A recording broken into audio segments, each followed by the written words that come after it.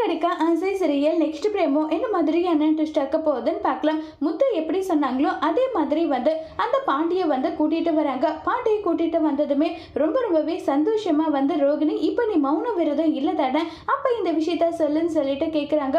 உடனே ரோகிணி வந்து நெட்ல எப்படி எல்லாம் சர்ச் பண்ணாங்களோ அதே மாதிரி எல்லா விஷயமும் வந்து சொல்லிக்கிட்டு இருக்காங்க. இதை கேட்டதுமே வந்து முத்து உஷாராயிட்டு இவ இப்படி கரெக்டாக வந்து சொல்லிக்கிட்டு இருக்காளேன்னு சொல்லிட்டு முத்து வந்து யோசிச்சுட்டு இருக்காங்க.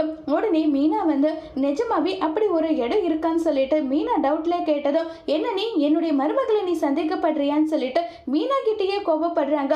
இங்க பாருங்கம்மா, நாங்க ஒன்றும் சந்தேகமெல்லாம் படல, நடந்தது என்னன்றதை நாங்க தெரிஞ்சுக்கலான்னு வந்து கேட்டோம். இப்ப நடந்துக்கிற விதத்தை பார்த்தா நிஜமாவே இவ மலேசியாவோட ரிட்டர்ன் ஆன்றதே எங்களுக்கு சந்தேகமா இருக்கு. அதுதான் நாங்க கேட்டோன்னதும் உடனே முத்து கிட்ட வந்து சண்டைக்கு போறாங்க. மீனா வந்து இங்க பாருங்க, அவங்களாச்சு அவங்க என்ன பண்ணணும்னு நினைக்கிறாங்களோ தாராளமா பண்ணிட்டு போட்டோம், நம்ம எதுக்காகங்க கேட்டுக்கிட்டே இருக்கணும், பின்னாடி ஏதாவது பிரச்சனைனா அதை அவங்களே பார்த்துட்டு போறாங்க, நம்மள ஏன் கேட்கணும் நல்லா சொல்லிட்டு மீனா கோபப்பட்டதும் உடனே ரோகிணி வந்து எல்லாரும் முன்னாடி சேர்த்து வச்சு என்னை அசிங்கப்படுத்துறது தான் உனக்கு பொழப்பா, ஏன் மீனா இவ்வளோ என் மேல அவ்வளோ வன்மத்தில் இருக்குன்னு சொல்லிட்டு மீனா கிட்ட பயங்கரமா கோபப்பட்டு சண்டை போட்டுட்டு இருக்காங்க ரோகிணி. அதோட இந்த பிரமவை முடிச்சிருக்காங்க.